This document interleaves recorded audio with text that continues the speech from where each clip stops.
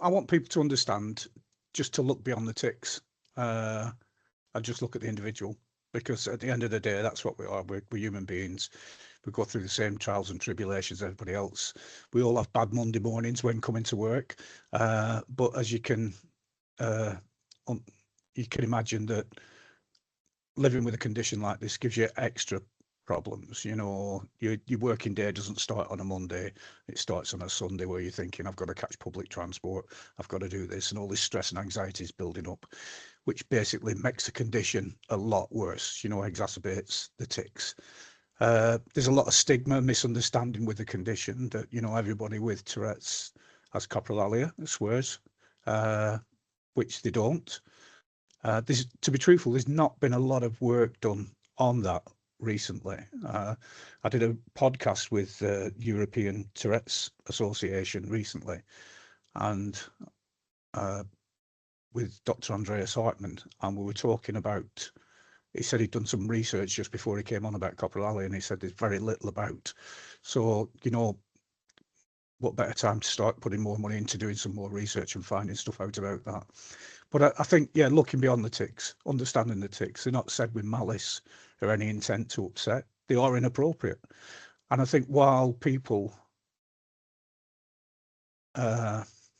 initially will react to a tic, you know, it's like if I all of a sudden, hey, boom, I'll startle somebody, and I might initially get a bad response, like, you frightened me to death, why did you do that? And I'm saying, I'm sorry, I've got Tourette syndrome. And now that's the turning point on that, is that I've just give you an explanation. I've apologized for startling you. I've not apologized for ticking, but I've apologized for startling you. Let's open this conversation.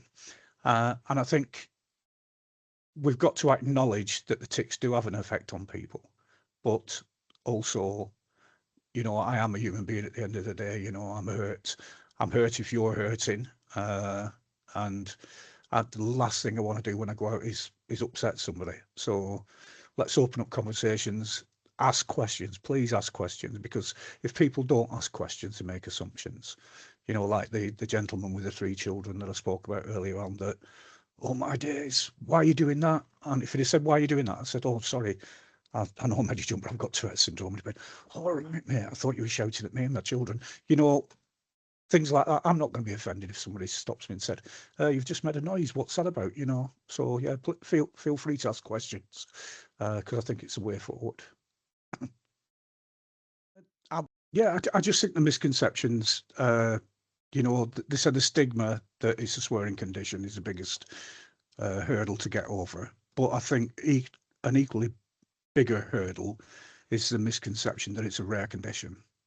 So when we're looking for support, when we're looking for easier pathways to diagnosis, we've got to convince the powers that be that, you know, the market is out there, if you know what I mean, for want of a better term, that it's not a rare condition, you know, and there should be funding put into this, because while if the powers that be don't see a need, then there's not going to be any funding, there's not going to be any medical research put in.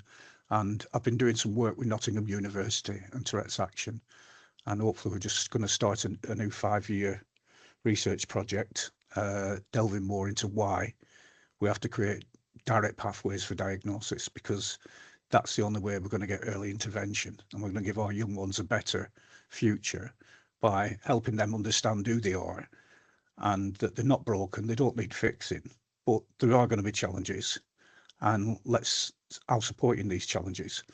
But you're pretty unique in the sense that you've also got strengths.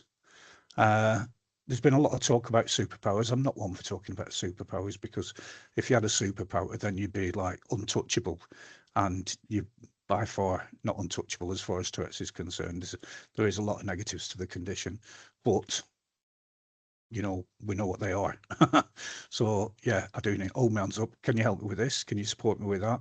I'm going to struggle today doing this because my tics are particularly bad. What reasonable adjustments are in place? And this can be in school and in the workplace. And it's funny, because once you're seen and heard and people understand, that's another boost for you. You know, your loyalty and your appreciation of people increases, because they've took time just to stop listen and say, is there anything that I could do that could help you?